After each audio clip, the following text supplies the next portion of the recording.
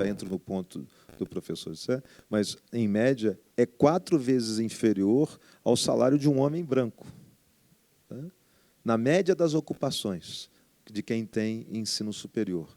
E, quando a gente vai segmentar, e a gente não tem o poder todo da RAIS para poder olhar isso para todos os setores, mas olhando qualitativamente por dentro das empresas, há funções equivalentes e saindo do início do escalão, indo para as funções gerenciais e as funções executivas, mesmo nessas, as distâncias seguem muito altas entre homens brancos e homens negros, homens brancos, mulheres negras, e mulheres brancas e mulheres negras. Ou seja, o mercado de trabalho continua discriminando contra a raça e contra mulheres também, tá? Portanto, a combinação mulheres negras é a mais perversa do ponto de vista do reconhecimento, mas hoje não é função da falta de profissionais qualificados para desempenhar as várias funções.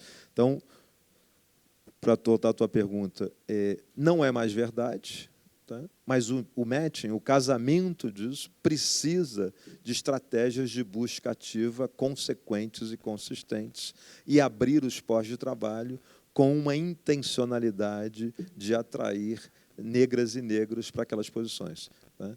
Pode ser que, a médio prazo, a gente ainda não tenha um contingente de profissionais plenamente adequado para as demandas potenciais do mercado. Pode ser, certo? Mas hoje isso não é verdade e a disparidade é muito grande em termos salariais e em termos de ocupação. Acho que é totalmente possível. Depende, acho que é na linha do que está colocado no pacto, de as empresas assumirem uma estratégia explícita, né, de redução da desigualdade racial, de ir em direção a uma estratégia de equidade intracorpores no interior da empresa, nas suas várias funções, nos seus campos de deliberação e toda a sua governança. Para fazer isso, a gente precisa explicitar. E a gente sabe, aí está cheio de instituições especializadas nessa direção, que vai desde o recrutamento, mas, depois do recrutamento, lembre, todo o processo de permanência e mobilidade intraempresa, tá? A gente vê que as taxas de mobilidade intraempresa por segmentação nas posições de ocupação e nos salários, mesmo para aquelas empresas que conseguem aumentar o seu percentual de atração de homens e mulheres negras, a mobilidade intraempresa ainda é muito baixa, tá? Então, a gente precisa levar de forma consequente o princípio de ações afirmativas. Tal qual a gente tem que levar, faço uma frase só, na educação também, não nos basta, só queria provocar isso agora, não sei se a gente vai ter tempo, a política de cotas para acessar, tá? Não nos basta isso, não nos basta o ProUni, não nos basta o FIES, também para acessar. A gente precisa ter estratégias também de permanência, e a política de ensino superior ainda não conseguiu dar conta disso.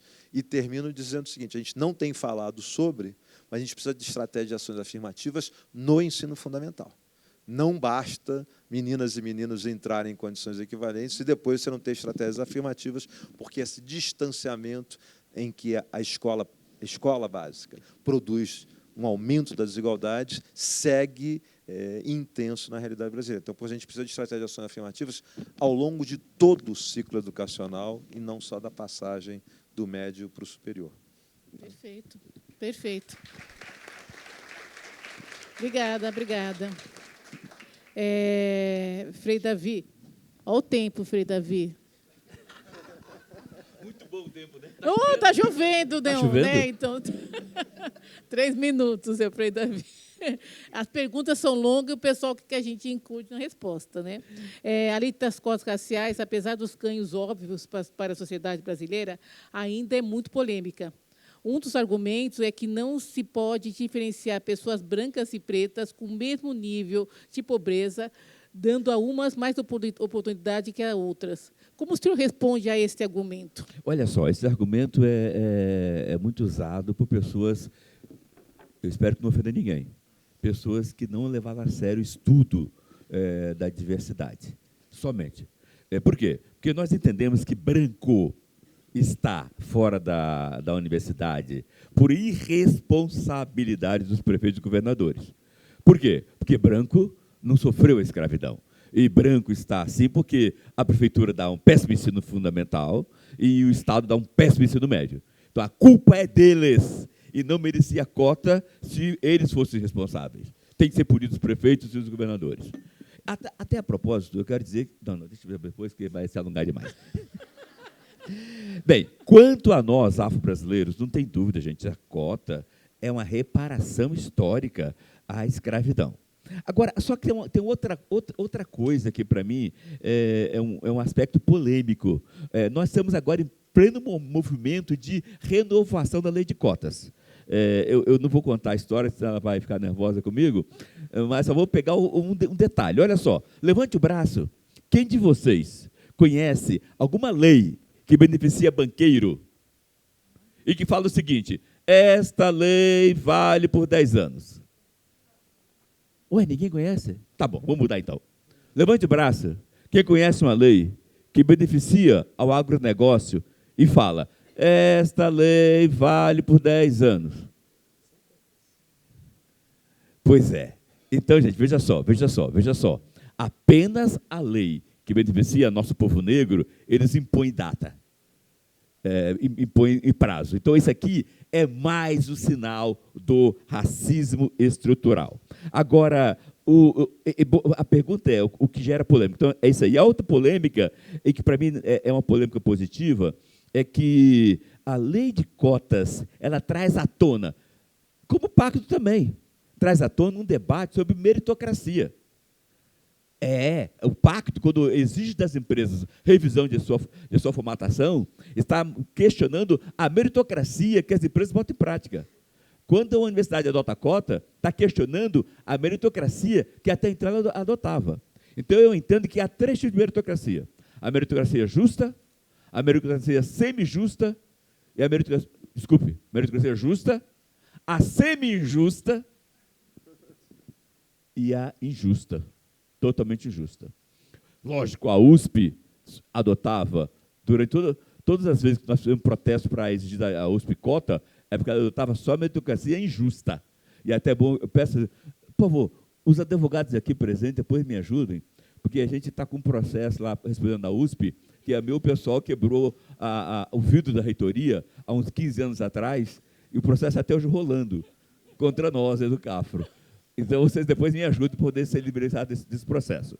Mas eu quero dizer o seguinte, que todos vocês, empresas que estão aqui, CEO e demais, por favor, gente, entendam, discutam com profundidade meritocracia. E aí, para nossa alegria, agora mesmo Harvard, um grande intelectual de Harvard, lançou um livro que ajuda muito a todos nós a discutir meritocracia. E olha só o nome provocativo do livro: A Tirania do Mérito. A Tirania. Todos vocês devem ler esse livro. Fundamental, todas as empresas, ler esse livro, que mostra que como você seleciona o pessoal para conceder as vagas até então, foi método tirano. Método tirano. Vocês têm que mudar isso. Eu acho que nenhuma empresa honesta quer ser tirana. Levante o braço aí que quer ser tirana.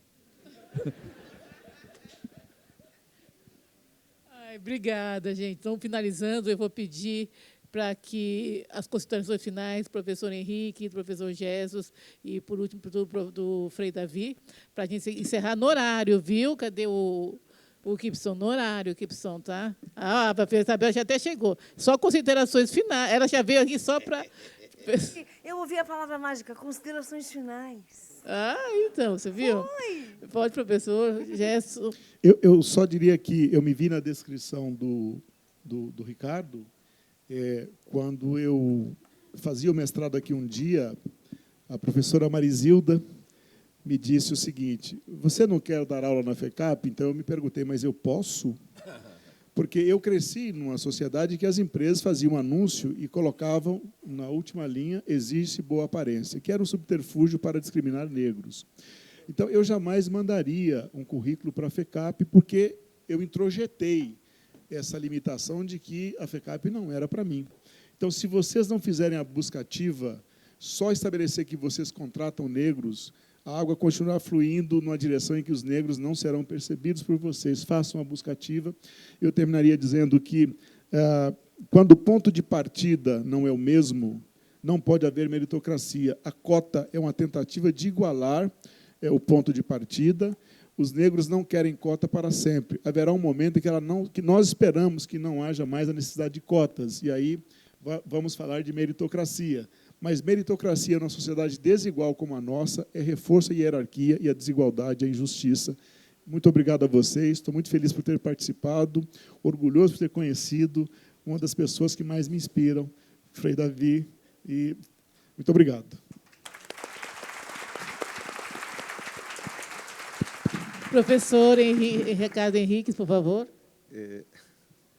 Bem, só para a gente, para concluir, quer dizer, o pacto acho que é uma estratégia já exitosa, mas, mais do que isso, de um potencial enorme, né?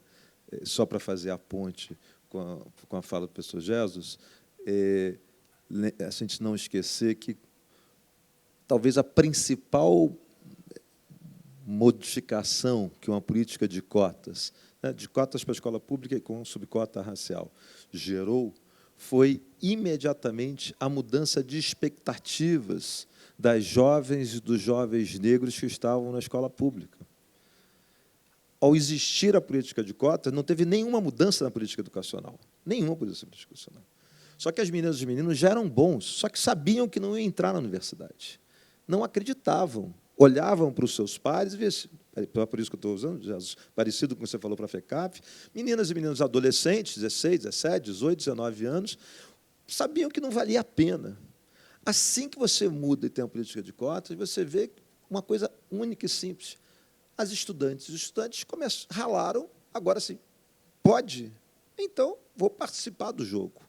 Já no primeiro ano, as que estavam no terceiro ano, já entraram com notas bastante boas. E esse processo foi mudando, não teve nenhuma modificação de conteúdo na política educacional. Certo? Houve simplesmente uma sinalização que mudou expectativas. E expectativas são vitais para organizar qualquer projeto de sociedade futuro. Expectativas, por exemplo, organizam o mercado financeiro.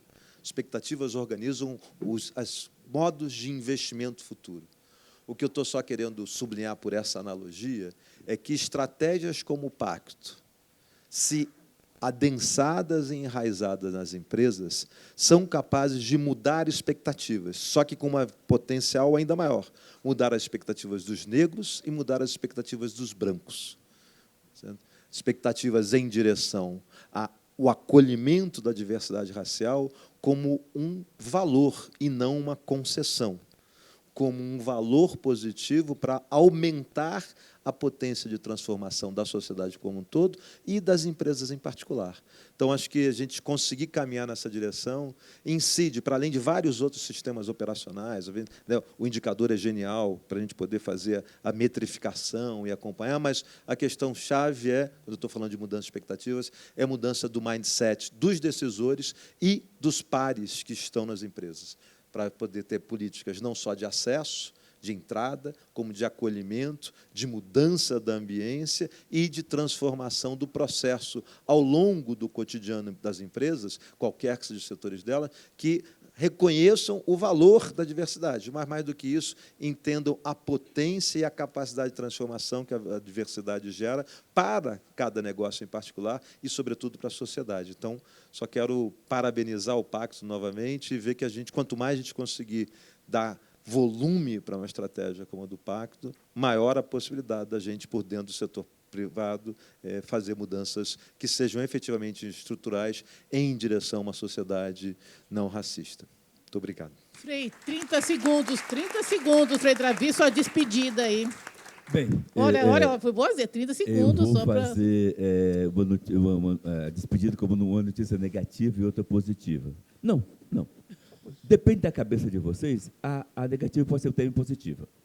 Gente, daqui a 1 hora vai sair no site do Jornal Folha de São Paulo uma denúncia grave. O Colégio Alemão Porto Seguro, além daquilo que vocês viram do Fantástico, vai sair coisa 15 vezes mais grave do que já saiu no Fantástico. Algo gravíssimo. Para vocês entenderem o que estou falando, eles tiveram a ousadia de fazer um prédio à parte e botar todos os bolsistas que tinham dinheiro público para estudar no Colégio Alemão Porto Seguro. não deixava os pobres e os negros estudar junto com os ricos. Só para vocês entenderem o que vem por aí. Vem coisas gravíssimas. E aí, eu faço um apelo à coordenação do nosso pacto para a gente fazer um pacto só com os colégios particulares de ensino fundamental e ensino médio. Porque o que tem de baixaria aí não está no gibi. Muito roubo. Pesquisem aí Lei do SEBAS. A Lei do SEBAS, que é um dinheiro público enorme, uma fortuna, está sendo desviada para comprar avião, comprar iate e não dar bolsa para o nosso povo negro. Então, por favor, Lei do SEBAS, procurem aí. Bom, essa é a negativa, que pode ser positiva, de acordo com o ponto de vista de cada um. Agora, a positiva mesmo, gente, aqui, dizer para vocês que agora, em maio desse ano, conquistamos a terceira grande luta de cotas do Brasil. A terceira grande, porque a primeira grande foi a universidade, a segunda grande foi o serviço público, e a terceira grande, não parece grande, mas é grande, que é a seguinte, gente, olha só, no Brasil, só tem duas maneiras de você ficar rico. Primeiro, você ser traficante de droga. Segundo, você ser tabelião de cartório. E conseguimos cota de 20% para negro em todos os cartórios do Brasil. Um processo único contra 27 presidentes de 27 tribunais do Brasil. A vitória veio em maio e já tivemos 3 ou 4 concursos públicos estaduais com cota de 20% para negro para ser titular de cartório. Por favor, pessoal aí, e para concluir, lembrando que o grupo que mais tem negros, o grupo que mais tem pessoas formadas em direito, sem ter tirado a OAB por falta de ânimo, é o grupo do negro. E na lei dos tabeliões, você pode ser tabelião sem ter a OAB.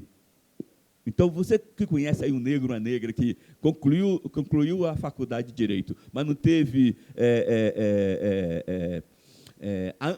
ânimo para tirar a OAB, ele pode agora fazer o concurso para tabelião. Obrigado. Obrigada, Fê.